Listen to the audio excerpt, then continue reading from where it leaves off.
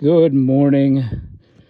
My name is Jeff Hartdorn. The date is the 24th of May 2024, and I'm making this little video at the request of Clarence McDowell, who is my consultant in the tower business, and restricting the issue here to fire and safety, making reference to one of the permits I just picked out of the pile. This is permit number 2023-0206-102, common accessory permit, where in this case Erickson was doing some work on the tower. I own the property at 1340 Maytown Road, which I lease out to American Tower on the provisions of a lease agreement signed in 1996.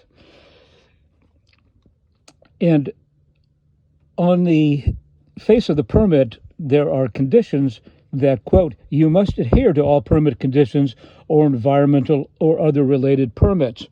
Some of those conditions, they're not ambiguous or spelled out in capital letters. Fire conditions. You need to have a 6-inch minimum lettering on the property. It's not on the gate, but I've got one there on a tree. Address to be posted, Knox padlock, key to Volusia County. Well, they just put a Knox padlock there. So we got a Knox padlock on their gate.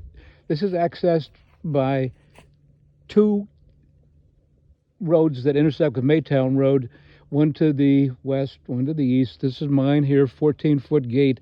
A better road, that's theirs there, a fallen down 12-foot gate that they have a hard time getting through. Let's go up the road, take a better look as we get on to vegetation surrounding the site shall be cut back, no overgrowth. Access to the site shall be stabilized and of greater than 150 feet for, is that it? 150 yards? 150 feet. Well, that's nothing. 150 feet from a main road. The 20 feet of it has to be stabilized. So here's the road that the contractors for American Tower uses. And this goes completely underwater. Right now it's dry. As you can see, we have standing water a part of the year on this road. I stopped maintaining it only about a year ago, and it intersects with my road, which I maintain a little bit better, but it's a continual updating.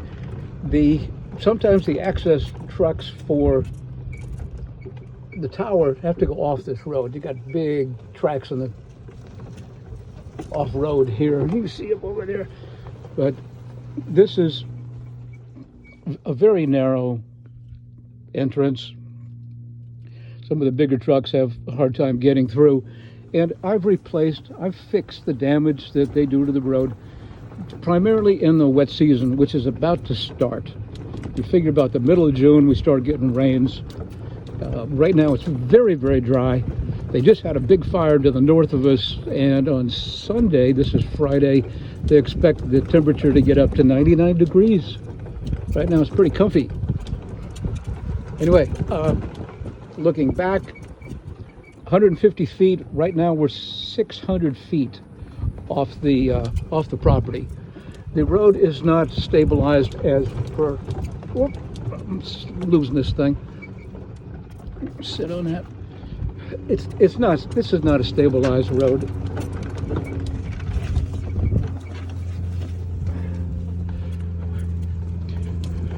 Right now, it's bony dry. Haven't had rain in months. Going to be super hot. But certain times of the year, this road actually goes underwater. We're 15 feet above sea level, and here the flow of water is from the west to the east. And I've caught fish right here in the road as they are swept out of ponds and embankments to the west. And somehow fish go across this road and they go that way to various drainage ditches. Eventually they head to the Mosquito Lagoon and out the river. But so this road required to be stabilized for 20 feet on a 30-foot easement, which is a very, very narrow easement. This part here holds water. There are, although there's a slope to this property, within that slope there are kind of banks where the water will hold. This goes off to my camp, and this is pretty much where I stopped maintaining the road, asking American Tower to assist me with it. It gets dilapidated. From here on in, I don't maintain it. It runs when it rains. This becomes a river, and trucks sink, cars sink, contractors sink. They go off-road, both sides. They always are looking for some dry spot, but here it's anything but stabilized. The requirements back on the permit say a turnaround should be required for fire apparatus. All access roads maintain 20-foot width. There's no turnaround. There's a 30-foot easement, and that's not very wide. This opening right here is about 30 feet. The road takes up, the road's about 12, 15 feet. So you've got 7, 8 feet on both sides of it. Not much. Take a look at the compound. See if the compound is adhering to the permit requirements. And immediately, you've got the area around the compound. Some of them mention septic, that if you're going to be, that it requires septic. It meets septic code. There's no septic here. People use my woods as a toilet, constant toilet. Free and clear of vegetation. That tree's 70 feet high. It's leaning 40 feet into the complex area. That's leaning over 20 feet.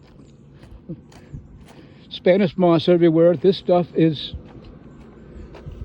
looks like combustible material to me. It's everywhere.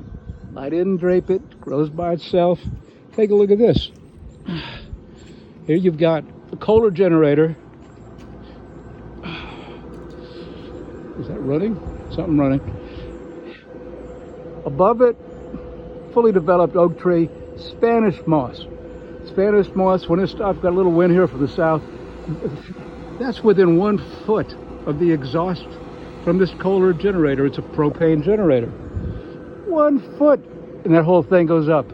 Right over here, over another generator, you've got hundreds of pounds of combustible material. It's just waiting to go. And at that time, I imagine people would have to get back here to deal with a fire. All this, there's the fence over there. Here's the trees over here. Here's the Spanish moss over here. Walking underneath, here's a building. Here's Spanish moss. Supposed to be clear of overgrowth. What are you kidding me? Here, standing 15 feet into the container. That would be overgrowth. All of that. They've never cut it. 30 years. Never cut. Never trimmed, never required to be trimmed. Underneath it, just to make things better, you got a propane tank. Here you've got a gasoline tank. Debris everywhere. Talk about flammable. Look at that. One spark inside the container. I am not a fire guy. Not usually concerned about fire, but this is ridiculous. I had 2 guys die on this property in the last 2 years. So these things, they do happen. There's a requirement for a 10-foot perimeter around the tower complex, the gate, the steel defense. You can see they trimmed a little bit years ago. I'm on the west side heading north. This is what you got. Pure woods, ready to go. Big fire here a couple days ago. So when I was coming over the bridge, I thought it was on this property. It wasn't. Here's supposed to be cut back 10 feet. You got a tree there. You've got palmettos, laurel trees, debris, stumps. This is no 10 feet. In this case, the palmettos are pretty much hitting the fence. There's no clearing around this. And the clearing makes sense. It gives, if there's a fire inside the compound, it's going to help restrain it from getting out. And if it's outside the compound, you don't have a direct connection with it. Although, with the way the compound looks, that's going up. That is just going up. So you've got the combination of a couple of things. Failure to adhere to permit conditions. You've got there's no turnaround on the road. It's over 150 feet. They want to be able to turn around so they don't have to back up. I'm going to fence this so that nobody can escape the 30-foot easement. They're having trouble with people off the easement. So you can't turn a fire truck around in a 30-foot easement. You'd have to back up for 4/10 of a mile. Not to mention that there's other people, emergency crews, in here trying to help people. The tower business, from my reading, is that and fishing. Some of the most dangerous activities in America. Seems to me there'd be a need for access to emergency personnel. And I've been asking why these rules are not enforced. I'm not big on enforcing rules. Government intrusion on all that. But that's a fire hazard. That's just plain a fire hazard. And the number two question is, why have I got to go to Herculean efforts to get Volusia County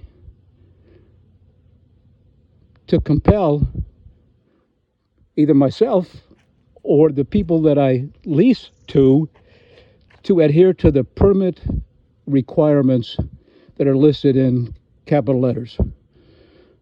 That's it.